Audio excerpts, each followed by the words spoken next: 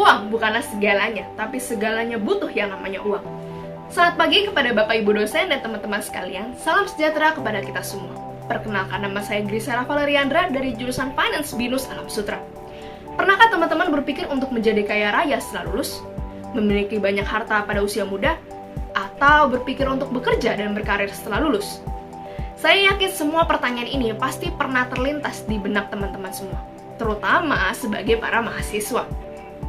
Sama seperti pernyataan saya di awal dan pasti sudah teman-teman ketahui, pada kesempatan kali ini saya akan mempresentasikan artikel ilmiah saya yang berkaitan dengan keuangan, yaitu dengan topik generasi milenial, bekerja untuk mencapai kekayaan, atau kebebasan finansial.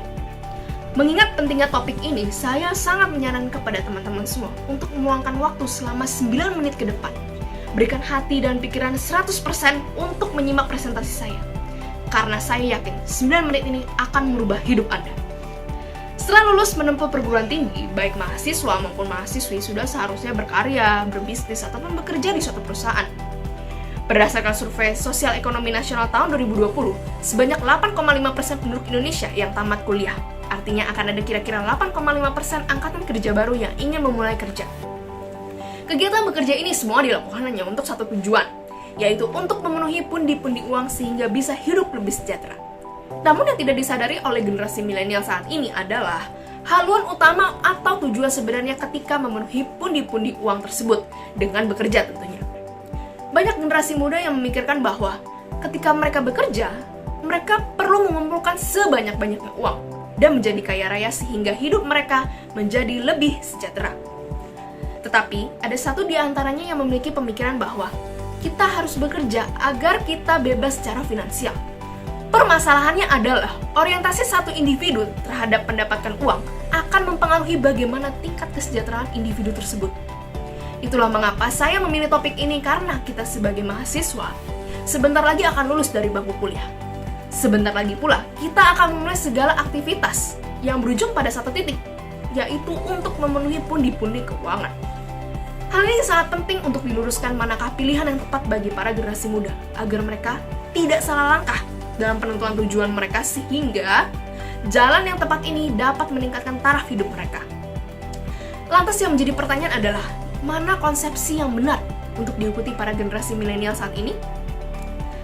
Dalam rangka mencapai kesejahteraan dan meningkatkan taraf hidup dengan bekerja, maka konsepsi yang seharusnya ditanamkan kepada para milenial saat ini adalah menghasilkan pundi-pundi keuangan demi mencapai suatu kebebasan finansial. Menurut Robert T. Kiyosaki dalam bukunya yang berjudul Cash Flow Quadrant, ada 4 metode bagaimana uang atau pendapatan dihasilkan. Pertama adalah employee atau E, atau karyawan. Di sini karyawan mendapatkan uang dengan bekerja kepada seseorang atau kepada satu korporasi. Kedua, self-employee, S atau wira swasta, di mana mereka mendapatkan uang dengan bekerja untuk dirinya sendiri. Contohnya seorang penyanyi, pelukis, dan sebagainya. Ketiga, bisnis B atau pemilik bisnis yang menghasilkan uang dari bisnis yang didirikannya sendiri. Dan terakhir adalah investor, di mana mereka mendapatkan uang dari investasi yang dilakukan. Kuadran E dan S menggambarkan realita yang terjadi ketika generasi muda bekerja untuk mengejar kekayaan. Ketika seorang karyawan bekerja, maka pasti ia akan mendapatkan gaji sebagai penghasilannya. Semakin tinggi gaji yang ia dapat, semakin besar pula uang yang didapat sehingga ia mampu mendapatkan kekayaan. Tetapi, untuk mengejar dan mendapatkan kekayaan tersebut, karyawan terbatas oleh waktu dan tenaga yang dimilikinya. Selama memiliki waktu dan tenaga, maka karyawan dapat meraih kekayaan. Sama halnya dengan seorang wirausahawan atau self-employed. Contohnya seorang penyanyi. Mereka mampu memenuhi pundi-pundi uang mereka hingga mencapai kekayaan ketika adanya permintaan terhadap penyanyi tersebut. Atau penyanyi tersebut mengadakan konser. Hal yang perlu digarisbawahi dan menjadi permasalahan adalah sampai kapan wirausahawan ini atau karyawan ini mengorbankan waktu dan tenaga yang dimilikinya demi mencapai kekayaan. Di sisi lain, sesuai dengan Permenaker nomor 2 tahun 1995, disebutkan bahwa usia pensiun maksimal adalah 60 tahun. Itu artinya mereka berada di kedua kuadran tersebut, berhenti bekerja ketika masih memasuki usia pensiun. Maka mereka akan mendapatkan kekayaan, namun keutuhan dari kekayaan tersebut akan menurun seiring berjalannya waktu, atau seiring berhentinya mereka untuk bekerja. Sedangkan kuadran B dan I menunjukkan realita ketika generasi muda ini bekerja mencapai kebebasan finansial. Ketika seseorang memiliki bisnis, maka ada orang-orang yang akan bekerja untuknya dan memberikannya penghasilan. Sehingga ketika seseorang berada di kuadran B, mereka tidak terbatas atau bebas oleh tenaga dan waktu. Mungkin sesekali pemilik perlu melakukan inspeksi dalam berjalannya operasional bisnis, tapi tidak menyita tenaga dan waktu yang signifikan. Sama halnya dengan seorang investor. Ketika menanamkan modalnya kepada perusahaan, mereka akan mendapatkan pendapatan pasif, tentunya dalam bentuk dividen. Ketika memasuki usia pensiun, uang akan terus mengalir ke pundi-pundi uang mereka. Kuadran B dan I dikenal juga sebagai kuadran yang dimana uang bekerja keras untuk menghasilkan uang, bukan seseorang bekerja untuk menghasilkan uang, seperti kuadran E dan S tadi. Ketika uang sudah bekerja keras untuk uang, maka seseorang sudah mencapai kebebasan finansial. Meski begitu, banyak sekali orang yang memilih kuadran E dan S, karena kedua kuadran ini merupakan kuadran yang paling nyaman dan aman. Karena uang atau penghasilan kuadran E didapatkan tentu sudah berasal dari perusahaan tempat mereka bekerja. Sedangkan kuadran S akan menjadi pemimpin dari usaha mereka sendiri dan melakukan segala operasionalnya sendiri, sehingga menimbulkan kenyamanan tersendiri bagi mereka. Kemudian untuk orang-orang yang berada di kuadran B dan I, pastinya akan memiliki lebih banyak ketidakpastian dan ketakutan, di mana kuadran B dikelilingi oleh orang-orang cerdas dan kebalikannya dari kuadran S. Mereka suka untuk berdelegasi.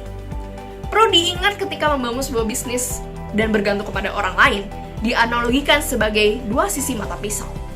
Bisnis akan tumbuh atau bangkrut, dan anggota tim dalam kerjasama akan mendukung visi misi Anda atau mengkhianati Anda. Lalu di kuadran I, mereka menghasilkan uang dengan uang atau berinvestasi.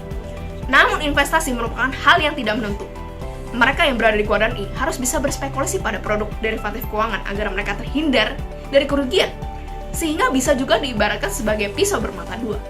Walaupun menimbulkan banyak ketidakpastian sehingga membuat ketidaknyamanan secara emosional, tetapi kuadran B dan I menjadi peluang terbaik bagi generasi milenial untuk kesuksesan finansial jangka panjang dan untuk mencapai kebebasan finansial. Dengan demikian dapat kita simpulkan bekerja untuk mencapai kebebasan finansial adalah prinsip yang tepat bagi para milenial demi mencapai kesejahteraan dan meningkatkan taraf hidup yang lebih baik lagi. Mencapai kebebasan finansial artinya seseorang terbebas dari waktu dan tenaganya, namun dapat mempertahankan kesejahteraannya dari segi keuangan. Perlu diingat, untuk mencapai kebebasan finansial diperlukan sikap pantang menyerah dan juga memiliki pemikiran yang terbuka. Tujuan yang sulit tentu perlu melalui proses yang sulit juga.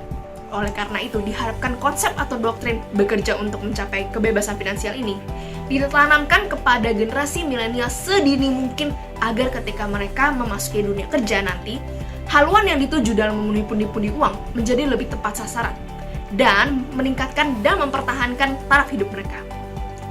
Sekian presentasi artikel ilmiah saya, mohon maaf apabila terdapat kesalahan baik disengaja maupun tidak disengaja. Akhir kata saya ingin mengucapkan bahwa Anda adalah nahkoda sesungguhnya, hanya dari kapal yang mengarungi luasnya lautan kehidupan, dan hidup adalah pilihan. Satu langkah yang Anda ambil mempengaruhi 1000 langkah yang Anda miliki di masa depan. Kalau bukan Anda yang mengambil langkah, siapa lagi?